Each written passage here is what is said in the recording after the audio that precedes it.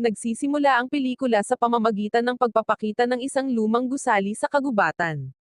Sa loob, mayroong isang lalaki na nagngangalang Mike na nakakulong sa isang kulungan, siya ay kinulong ng isang grupo ng mga masasamang tao.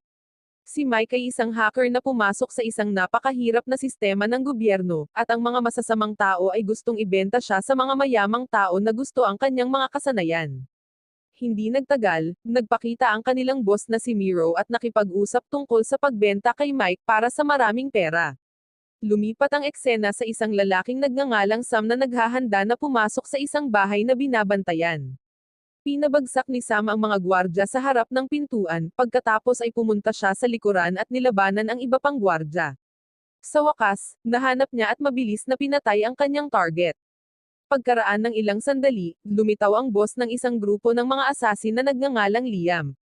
Lumalabas, sinusuri lang ni Sam ang kanyang kakayahan sa pakikipaglaban. Gusto ni Sam na sumali sa kanilang grupo bilang isang asasin na tinatawag na collective, at binabati ni Liam si Sam para sa matagumpay na pagharap sa pagsubok. Sinabihan ni Liam si Sam na pumunta sa kanilang opisina bukas. Kinabukasan, pumunta si Sam sa opisina ng assassin gang at nakilala ang isang receptionist. Tinanong niya kung bakit nandoon si Sam, at sinabi ni Sam na gusto niyang makita si Liam, dahil sinabi sa kanya ni Liam na pumunta sa kanyang opisina. Sinusuri ng receptionist ang impormasyon ni Sam at nakitang wala siya sa kanilang sistema. Habang kumikilos ng palakaibigan, may nakahanda siyang baril sa likod ng mesa. Nang paputukin na sana ng babae ang baril, nagpakita si Liam at tinawag si Sam. Ipinaliwanag ni Liam na wala si Sam sa kanilang sistema, at muntik na siyang barilin ng receptionist. Pagkatapos ay dinala ni Liam si Sam sa isang silid sa itaas, kung saan sinabi niyang kailangan ni Sam na maging isang administrative officer bago maging isang mamamatay tao sa field. Hindi natuwa si Sam, ngunit sinabi ni Liam kung paano gumagana ang mga bagay, na binanggit ang iba pang mga assassin na ginawa ang parehong patakaran. Kaya, atubiling sumali si Sam sa dalawa pang naghahangad na maging assassin. Pagkaraan ng ilang sandali, nakipag-ugnayan si Liam sa kanyang nangungunang assassin na si Hugo. Nag-uusap sila tungkol sa isang trabahong ibinigay sa kanila ng gobyerno ng US para sa kanilang organisasyon, na ang Collective. Sa nakakagulat na pahayag, ang misyon ay patayin ang pinuno ng isang human trafficking gang at iligtas ang isang hacker na nagngangalang Mike. Ang gobyerno ay handang magbayad ng $50 million kung magagawa nila ang misyon. Kahit na ang grupo na Collective ay ang pangunahing mga mamamatay tao, ngunit nakikipagtulungan sila sa gobyerno ng US kung minsan. Naisip ni Liam na malamang na naisip na ng grupo ni Miro na ang Collective ay tutulong sa gobyerno.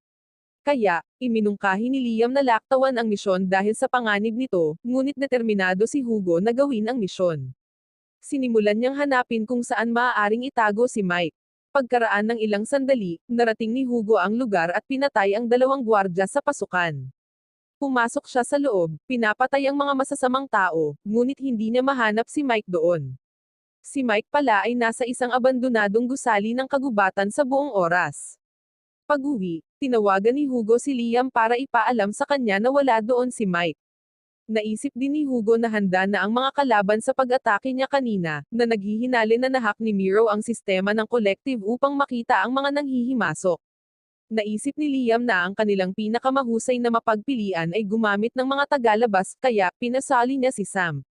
Si Sam ay binigyan ni Liam ng kaunting kaalaman tungkol kay Miro, na ang pinuno ng human trafficking gang na nauugnay sa mga makapangyarihang tao. Gusto ni Liam na subaybayan ni Sam si Miro at iligtas si Mike na ibebenta ni Miro. Dahil wala si Sam sa sistema nila, pinapapunta siya ni Liam sa misyon na may malinis na pangalan.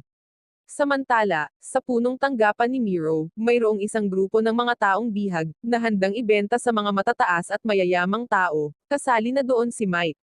Dahil sa pagkadismaya ay tinanong ni Mike si Miro kung bakit hindi na lang niya siya pinatay. Ipinaliwanag ni Miro na si Mike ay isang mamahalin na item na nagkakahalaga ng ilang milyong dolyar, dahil ang kanyang mga kasanayan sa pag-hack ay mataas ang demand. Di nagtagal, sinabi sa kanya ng dalawa sa mga tauhan ni Miro, na sina Daisy at Nakita, na si Hugo mula sa Collective, ang taong pumatay sa ilan sa mga tauhan ni Miro. Galit na galit si Miro at inutusan sina Daisy at Nakita na hanapin at pabagsakin si Hugo sa lalong madaling panahon. Maya-maya, tumungo si Sam sa lugar ni Hugo na sinusunod ang utos ni Liam. Sa loob ay tinanong ni Hugo si Sam tungkol sa kanyang background. Ibinahagi ni Sam na dati siyang nagtatrabaho sa opisina ng prosecutor ngunit natanggal siya sa trabaho nang hindi inaasahan. Ito ang nagtulak kay Sam na maging assassin at sa huli ay napadpad siya sa collective na pinamumunuan ni Liam. Medyo nabigo si Hugo dahil naisip niya na dapat ay nag-recruit si Liam ng mga taong may background sa militar o CIA na tulad niya. Si Sam, na medyo minamaliit, ay nagsabi na siya ay sanay sa karate. Pagkatapos ay ipinaliwanag muli ni Hugo na ang kanilang target ay si Miro, na hawak ang isang nangungunang hacker na nagngangalang Mike na hostage. Binigyang diin ni Hugo na ang pangunahing layunin ng misyon ay ang pagliligtas kay Mike dahil sa kanyang mahahalagang kasanayan. Nagulat si Sam nang malaman na ang halaga ni Mike ay humigit kumulang $50 million. Idinagdag ni Hugo na ang tag ng presyo ay hindi kasama ang mga bonus. Pareho silang nagtutulungan para hanapin ang isa sa inaasahang dadalo sa auction ni Miro. Sa kalaunan, nahanap nila ang isang lalaki na nagngangalang Lee na tumatambay sa Miami Beach. Iminumungkahi ni Sam na hulihin nila si Lee nang magkasama upang malaman ang mga detalye ng auction. Gayunpaman, iminumungkahi ni Hugo na si Sam ang huhuli kay Lee nang mag-isa upang subukan ang kanyang mga kasanayan. Inabot ni Hugo kay Sam ang isang kamera at gamit sa komunikasyon para manatiling konektado. Binanggit din ni Hugo na tutulong lang siya kung nasa totoong panganib na si Sam. Ang eksena ay lumipat sa pagpapakita kay Lee sa beach na kumukuha ng mga larawan ng isang magandang modelo. Kasama ni Lee ang 4 sa kanyang mga tauhan para sa proteksyon. Pagkatapos ay nagpakita si Sam sa dalampasigan, ginagabayan ni Hugo. Sinabi ni Hugo kay Sam na kailangan niyang patayin ang mga lalaking ito ng mabilis at huwag hayaang makatakas ang sinuman sa kanila. Sinimulan silang barilin ni Sam, at nagkaroon ng malaking away. Nagawa ni Sam na ibagsak ang lahat ng tauhan ni Lee, ngunit masama ang pakiramdam niya dahil aksidenteng nabaril niya ang modelo sa panahon ng kaguluhan.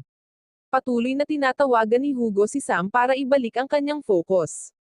Pagkatapos ng lahat ng labanan, ang trabaho ni Sam ay siguraduhing hindi makakatakas si Lee, kaya tinanong ni Sam si Lee tungkol kay Miro at kung kailan at saan mangyayari ang gaganapin na auction. Sinabi ni Lee na hindi niya alam dahil sasabihin lang ni Miro sa mga bidder ang lokasyon 3 oras bago magsimula ang auction. Tinanong din ni Sam kung nakita na ba ni Lee si Miro. Sinabi ni Lee na ito ang kanyang unang pagkakataon na maimbitahan sa auction. Pinapanood ni Hugo si Lee sa camera at nalaman niyang nagsasabi ng totoo si Lee, ngunit napansin ni Hugo na nakatingin si Lee kay Sam na para bang sinusubukan niyang kilalanin siya. Kaya, sinabi ni Hugo kay Sam na patayin na lang si Lee at kunin ang kanyang telepono. Sa madaling salita, kailangang bumalik si Sam sa lugar ni Hugo. Napansin ni Hugo na talagang masama ang tingin ni Sam dahil aksidente niyang nabaril ang modelo habang nakikipaglaban kay Lee. Ito ang unang pagkakataon na pinatay ni Sam ang isang taong hindi kasali sa misyon. Naiintindihan ni Hugo ang damdamin ni Sam at sinabi sa kanya na kahit ang mga ekspertong assassin ay nagkakamali.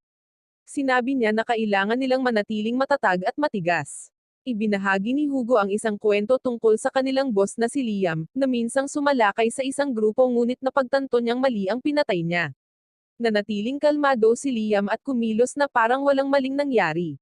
Samantala, tinawagan ni Daisy si Miro dahil nalaman niya kung nasaan ang bahay ni Hugo. Nakapagtataka, hindi naman ito masyadong malayo sa pinagtataguan nila. Pagkatapos marinig ito, sinabi ni Miro kay Nakite na pumunta doon at patayin si Hugo. Naghanda si Nakita kasama ang isang grupo ng kanyang mga tauhan, at nagsimula silang magtungo sa lugar ni Hugo. Sinabi ni Nakite sa kanyang mga tauhan na huwag maliitin si Hugo. Sa kabilang banda, nagpasya si Hugo na mag-alok kay Sam ng inumin, umaasang mapapaginhawa siya. Tinanong ni Sam si Hugo kung dati ba siyang nagtatrabaho sa militar, at kinumpirma ito ni Hugo. Ibinahagi niya na siya ay dating opisyal ng CIA sa West Africa. Sa sandaling iyon, nagpakita si Nakita at ang kanyang mga tauhan sa lugar ni Hugo. Inutusan ni Nakita ang 10 sa kanyang mga tauhan na maunang pumasok. Hindi nagtagal, sumiklab ang isang mahigpit na laban, ngunit nagtagumpay sina Sam at Hugo na ibagsak ang mga kalaban isa-isa. Sa kalaunan, pumasok si Nakite sa bahay, at isang matinding shootout ang naganap. Binatupan ni Nakite ng mga pampasabog si Hugo, ngunit nagawa ni Hugo na iwasan ang mga ito. Sa kabutihang palad, napunta sila sa isang matinding away, ngunit si Hugo, na medyo lasing, ay natalo kay Nikita at nasaktan ng husto. Matapos talunin ni Nikita si Hugo, mabilis siyang umalis. Samantala, sa kanlurang bahagi ng bahay ni Hugo, sinusubukan ni Sam na labanan ang isa sa mga tauhan ni Nikita. Sinamantala ni Sam ang isang pagkakataon at naglagay ng granada sa damit ng tauhan ni Nikita. Nagmamadali siyang lumabas upang maiwasan ang pagsabog. Pagkatapos, hinanap ni Sam ang silangang bahagi ng silid at nakita si Hugo na hindi maganda ang sitwasyon. Humingi ng tulong si Sam, ngunit mukhang hindi na makakaligtas si Hugo.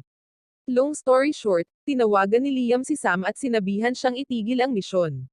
Ayaw ni Sam na itigil ang misyon, iniisip na matatapos niya ito nang wala si Hugo.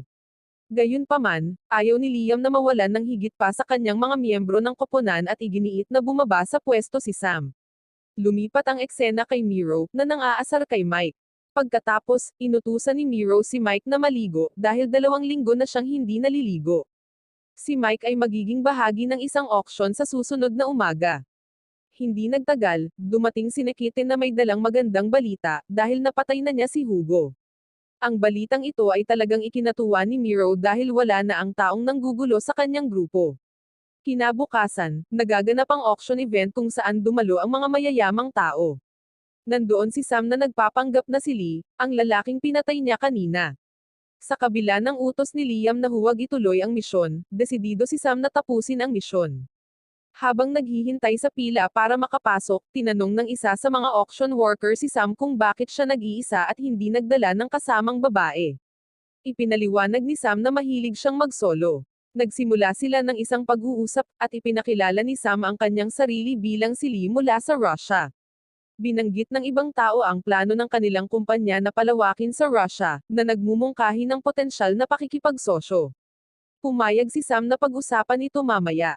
Sa loob ng gusali, sinubukan ni Mike na tumakas ngunit hindi ito nagtagumpay. Ngayon, bumalik kay Sam sa pasukan, may pagdududa si Daisy tungkol sa kanya, lalo na't suot pa niya ang earpiece ni Hugo. Sinabihan siya ni Sam na hindi gumagana ang isang earpiece. Sa kabutihang palad, isang auction worker na nakakakilala kay Sam ang nagtitiwala para sa kanya na nagsasabing siya ay isang posibleng kasosyo sa negosyo mula sa Russia. Pinalampas ito ni Daisy at pinapasok si Sam. Pagdating sa loob, sinabi ni Sam sa isang bidder na kailangan niyang gamitin ang banyo, pero sa totoo lang, hinahanap niya yung location ni Mike. Nakita rin niya ang isang babaeng dadalhin sa auction room ng mga tauhan ni Miro. Dahil sa sandaling iyon, pinatulog ni Sam ang 2 sa mga tauhan ni Miro at iniligtas ang babae. Sa kabilang banda, ang auction ay puspusan, at si Miro ay may isang babae na ibinebenta. Sinimulan niya ang pagbid sa $500,000, at patuloy na itinaas ng mga bidder ang presyo hanggang sa maibenta siya sa halagang $800,000. Samantala, sinasalakay ni Sam ang ilan sa mga tauhan ni Miro na nagtipon. Nakipagbarilan sila, at sa gitna nito, nakatanggap si Sam ng nakakagulat na tawag mula kay Hugo. Sinabi ni Hugo kay Sam na hindi siya susuko sa misyon nang hindi lumalaban. Hindi na rin pinapagana ni Hugo ang ilan sa mga CCTV camera ng gusali. Kahit na nasa mahirap na lugar si Sam, tinulungan siya ng patnubay ni Hugo na mapatay ang iba pang mga tauhan ni Miro. Sa iba pang eksena, nakakulong pa rin si Mike at malapit na siyang ibenta ni Miro. Bumalik kay Sam, nakita niyang na-corner siya ni Daisy at Nikita. Gayunpaman, inutusan ni Nikita si Daisy na pumunta sa auction habang nakikipag-usap siya kay Sam. Sa kasamaang palad, hindi madaig ni Sam si Nikita at napaatras siya. Sa kabutihang palad, nahuli ni Sam si Nikita at nakuha niya ang kanyang kutsilyo. Pagkatapos ng mahabang oras na matinding labanan, nagawang talunin ni Sam si Nikita. Sa huli, pinalaya ni Sam ang 2 preso na hostage at inabot sa kanila ang mga armas. Samantala, dinala ni Daisy si Mike sa oras ng auction. Nagsalita si Miro, itinampok ang mga espesyal na kakayahan ni Mike, maaari niyang ihak ang anumang sistema, hindi lamang ang mga karibal sa korporasyon kundi maging ang mga sistema ng gobyerno. Sinimulan ni Miro ang auction sa $50 million. Nakapagtataka, lahat ng mga bidder ay sabik na makuha si Mike. Sa huli, naibenta si Mike sa napakalaking halaga na $200 milyong. Sabay-sabay na dumating sa auction stage ang 2 presong iniligtas ni Sam kanina. Sinimulan nilang barilin ang lahat ng naruroon. Natakot si Miro at tumakas kasama si Mike, tinulak pa niya si Daisy palabas ng stage. Nakalulungkot, ang dalawang rebelding bilanggo ay nauwi sa pagpatay kay Daisy. Sa kabilang banda, si Mike ay patuloy na sinasaktan ni Miro dahil sinubukan niyang lumaban. Samantala, sa tulong ni Hugo, natagpuan silang dalawa ni Sam. Umatake si Sam, iniligtas si Mike, at mahigpit na binugbog si Miro hanggang sa mamatay ito. Para patunayan na patay na si Miro, kinunan ni Sam ng litrato ang kanyang nabugbog na mukha. Pagkatapos noon, siniguro ni Sam na ligtas si Mike, at sabay silang umalis sa lugar na iyon. Nagtatapos ang pelikula sa pamamagitan ng pagpapakita kay Sam na bumalik upang makipagkita kay Liam sa base ng collective. Ibinahagi ni Liam na sila ay magiging mayaman na. Hindi lang sila makakakuha ng mga reward at bonus mula sa gobyerno, ngunit makakatanggap din sila ng 1 toneladang dagdag na pera mula sa mga kaaway at karibal ng mga mayayamang tao na dumalo sa auction ni Miro. Tiniyak ni Liam kay Sam na may gusto rin silang ibigay sa kanya. Ang pangunahing bagay na matututuhan mula sa kwentong ito ay kahit na mahirap ang mga bagay at nasa mahirap kang sitwasyon, dapat kang manatili sa iyong mga paniniwala at gawin ang tama. Wow naman! Doon nagtatapos ang pelikula mga idolo, salamat sa inyong panonood.